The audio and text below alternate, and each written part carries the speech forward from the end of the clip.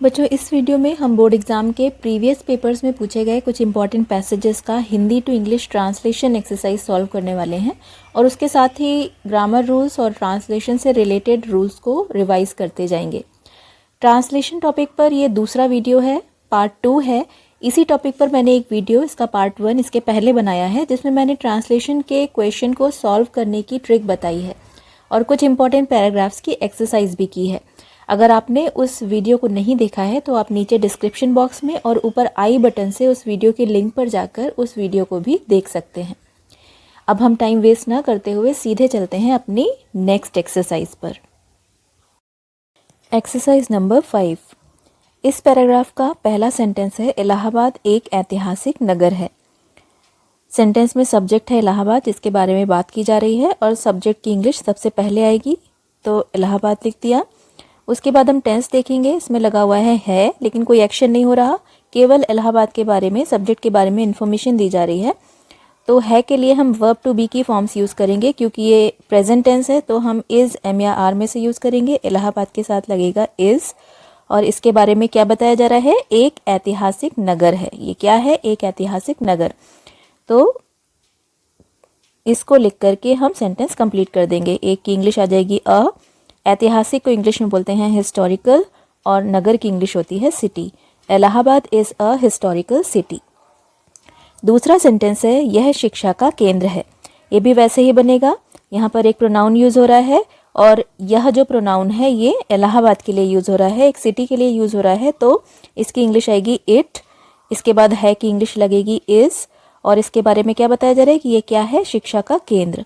तो शिक्षा के केंद्र को इंग्लिश में बोलते हैं द सेंटर ऑफ एजुकेशन। केंद्र को इंग्लिश में कहते हैं सेंटर, और शिक्षा को कहते हैं एजुकेशन, और का के लिए प्रेपोजिशन लग जाएगी ऑफ। तो it is the centre of education. Next sentence है, यहाँ उत्तर प्रदेश का उच्च न्यायालय है। यहाँ के लिए इंग्लिश लगेगी हेयर, है के लिए लग जाएगा इज़, और उच्च न्यायालय को इंग्लिश में बोलते हैं हाई कोर्ट। उत्तर प्रदेश का के लिए आ जाएगा of UP. Here is high court of UP. Ganga और यमुना नदियां यहाँ मिलती हैं। तो यहाँ पर सब्जेक्ट है गंगा और यमुना नदियां, ये कंपाउंड सब्जेक्ट है। इसकी इंग्लिश पहले आ जाएगी the Ganga and the Yamuna reverse, और क्योंकि यहाँ पर दो नदियों की बात हो रही है, सब्जेक्ट प्लूरल है, और लास्ट में ता है, ती है, ते हैं, जिन वाक्यों में आते हैं वो प्रेजेंट इंडेफिनिट के सेंटेंस होते हैं। यहाँ पर ती है आया हुआ है, यानी कि ये प्रेजेंट इंडेफिनिट है, और प्लूरल सब्जेक्ट के साथ प्रेजेंट इंडेफिनिट टेंस में, एफर्मेटिव सेंटेंस में वर्ब को वैसे ही लिख दिया जाता है। मिलने की इंग्लिश होती है मीट, तो हम यहाँ लिख देंगे मीट, और यहाँ की इंग्लिश आ जाएगी here. The Ganga and the Yamuna rivers meet here. इस तरह से इस पैराग्राफ का ट्रांसलेशन हो जाएगा। नेक्स्ट एक्सरसाइज देखते हैं, एक्सरसाइज नंबर 6। इस एक्सरसाइज का पहला सेंटेंस है, आगरा में प्रसिद्ध ऐतिहासिक इमारत ताजमहल है। जब किसी सेंटेंस में किसी व्यक्ति का या किसी वस्तु का होना बताया जाता है तो इस तरह के सेंटेंसेस देयर से स्टार्ट होते हैं, और देयर जो होता है वो इंट्रोडक्टरी सब्जेक्ट होता है। सबसे पहले सेंटेंस में सब्जेक्ट लिखा जाएगा, वो है देयर। इसके बाद है की इंग्लिश आ जाएगी इज। फिर क्या है, प्रसिद्ध ऐतिहासिक इमारत ताजमहल। इसकी इंग्लिश आ जाएगी अ famous historical building the Taj Mahal, और उसके बाद प्लेस, स्थान बताएंगे कहाँ है, इन आगरा। तो ये सेंटेंस बनेगा, there is a famous historical building the Taj Mahal in Agra. Next sentence है, इसे मुगल सम्राट शाहजहां ने अपनी पत्नी मुमताज महल की स्मृति में बनवाया था। यहाँ ये सेंटेंस देखने से समझ में आ रहा है कि ये पैसिव वॉइस में है, क्योंकि इसमें सम्राट शाहजहां के बजाय इम्पोर्टेंस किसे दी जा रही है, ऑब्जेक्ट को, यानी ताजमहल को। तो ये सेंटेंस पैसिव वॉइस में बनेगा, और पैसिव वॉइस में आपको पता होगा कि हेल्पिंग वर्ब और मेन वर्ब की थर्ड फॉर्म का प्रयोग किया जाता है। सब्जेक्ट को ऑब्जेक्ट बना देते हैं, उसके पहले बाई लगा देते हैं, और ऑब्जेक्ट को सब्जेक्ट बना दिया जाता है। तो यहाँ पर इसे के लिए इट प्रोनाउन यूज़ किया जाएगा। फिर बनवाया था, देखने से समझ में आ रहा है पास्ट टेंस है, पास्ट टेंस की हेल्पिंग वर्ब लगेगी वॉज, और बनाने की इंग्लिश होती है बिल्ड, उसकी थर्ड फॉर्म आ जाएगी बिल्ट। किसने बनवाया था? सम्राट शाहजहां ने। ये सब्जेक्ट है जिसको हम ऑब्जेक्ट की जगह लिखेंगे बाय लगाकर, बाय मुगल एम्परर शाहजहां। किस लिए बनवाया था? अपनी पत्नी मुमताज महल की स्मृति में। स्मृति यानी याद, इसकी इंग्लिश होती है memory. In the memory of his wife Mumtaz Mahal. It was built by Mughal emperor Shahjahan in the memory of his wife Mumtaz Mahal. Next sentence है, ताजमहल संसार की सर्वश्रेष्ठ इमारतों में से एक है। ताजमहल, हम इसको ताजमहल भी लिख सकते हैं, और क्योंकि ताजमहल की बात हम पहले एक जगह कर चुके हैं तो इसकी जगह हम प्रोनाउन भी यूज कर सकते हैं। इट है के लिए लग जाएगा इज। सर्वश्रेष्ठ इमारतों में से एक की इंग्लिश आएगी one of the best buildings. संसार की इंग्लिश आ जाएगी of the world. It is one of the best buildings of the world. और लास्ट सेंटेंस है, इसे देखने के लिए विश्व के कोने कोने से लोग आते हैं। Present indefinite tense. किसकी बात हो रही है? लोगों की। तो ये सब्जेक्ट है। द पीपल फ्रॉम, कोने कोने की इंग्लिश होती है nook and corner. The people from every nook and corner of the world. आते हैं के लिए लग जाएगा कम। देखने के लिए की इंग्लिश आ जाएगी टू विजिट, और इसे की इंग्लिश आ जाएगी it. The people from every nook and corner of the world come to visit it. Next exercise है, वृक्ष हमारे देश की अमूल्य निधि हैं। इस सेंटेंस में सब्जेक्ट है वृक्ष, और है से समझ में आ रहा है कि ये सब्जेक्ट जो है वो प्लूरल है। तो वृक्ष की इंग्लिश होती है ट्री, और उसका प्लूरल होता है ट्रीज। फिर है के लिए इंग्लिश आ जाएगी are.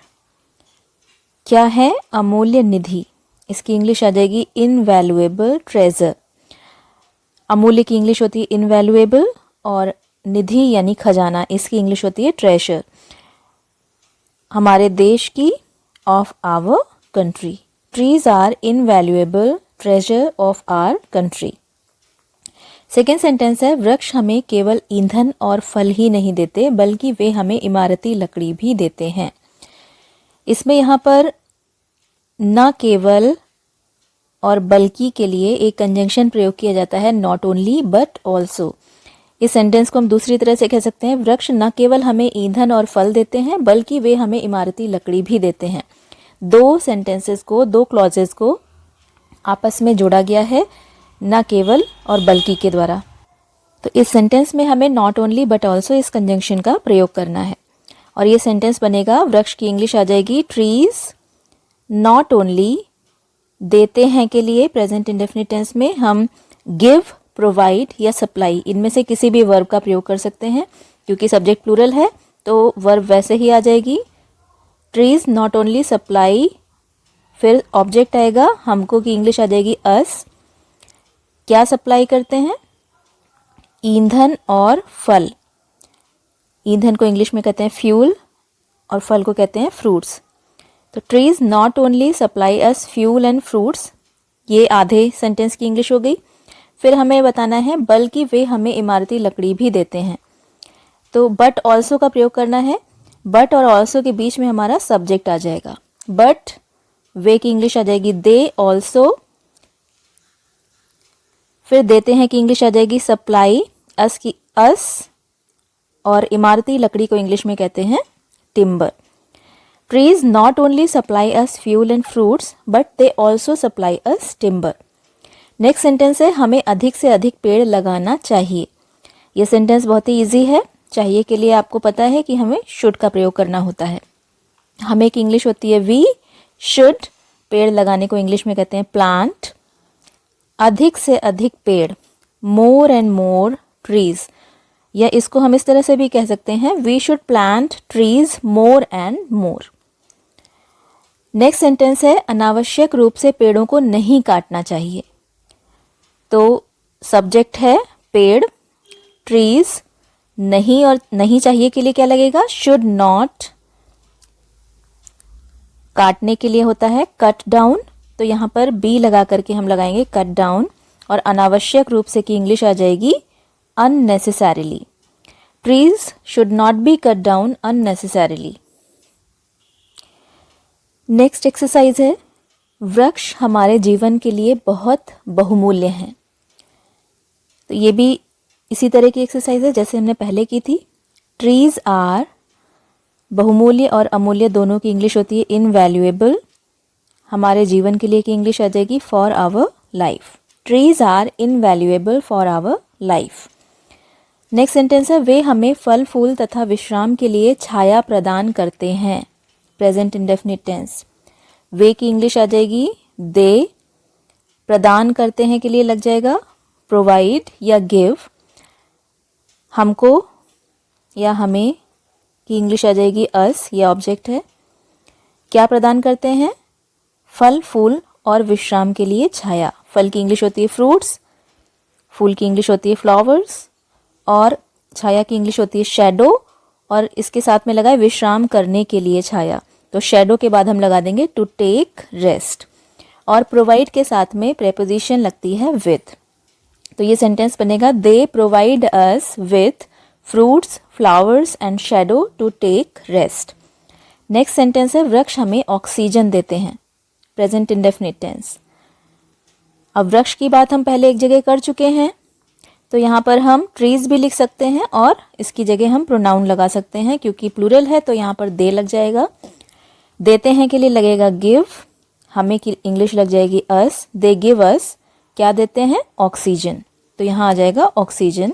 They give us oxygen, जो हमारे जीवन के लिए सर्वाधिक आवश्यक है। ऑक्सीजन के बाद हम लगाएंगे विच इज, सर्वाधिक आवश्यक की इंग्लिश हो जाएगी द मोस्ट एसेंशियल। हमारे जीवन के लिए की इंग्लिश आ जाएगी for our life. Essential means आवश्यक। They give us oxygen which is the most essential for our life. वस्तुओं के लिए जो या जिसने की इंग्लिश आती है विच, और व्यक्तियों के लिए जो या जिसने के लिए लगाया जाता है हु। वस्तुओं के लिए विच के अलावा हम दैट का भी प्रयोग कर सकते हैं और ये सबऑर्डिनेट एडजेक्टिव क्लॉज कहलाती है।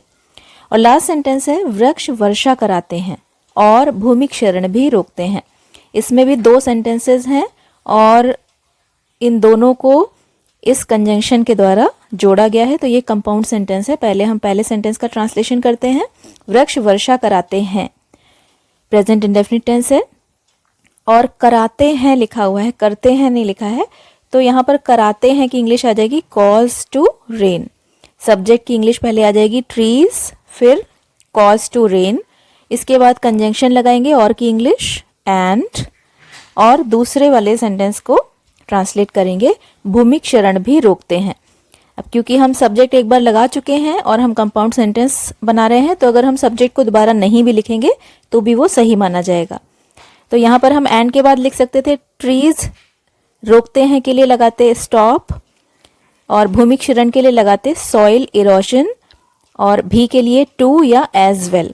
तो यहाँ पर क्योंकि हम ट्रीज को एक बार लिख चुके हैं सब्जेक्ट को, तो हमने यहाँ से सब्जेक्ट हटा दिया और ये सेंटेंस बनेगा trees cause to rain and stop soil erosion as well. Soil erosion means भूमि क्षरण। आज के सेशन में बस इतना ही। इसके आगे की एक्सरसाइजेस हम नेक्स्ट वीडियो में कंटिन्यू करेंगे, जिसकी लिंक मैं आपको इस वीडियो के डिस्क्रिप्शन बॉक्स में भी दे दूंगी और वीडियो के एंड में भी दे दूंगी। और अगर आप चाहते हैं कि आगे आने वाले सभी नए वीडियोस की नोटिफिकेशन आपको मिलती रहें, तो आप नीचे दिए गए रेड कलर के सब्सक्राइब बटन पर क्लिक करके उसके पास में दिए गए बेल आइकन को प्रेस कर दें, जिससे आपको आगे आने वाले सभी नए वीडियोज़ की नोटिफिकेशन रेगुलरली मिलती रहेंगी। उम्मीद करती हूँ आपको आज का वीडियो हेल्पफुल लगा होगा।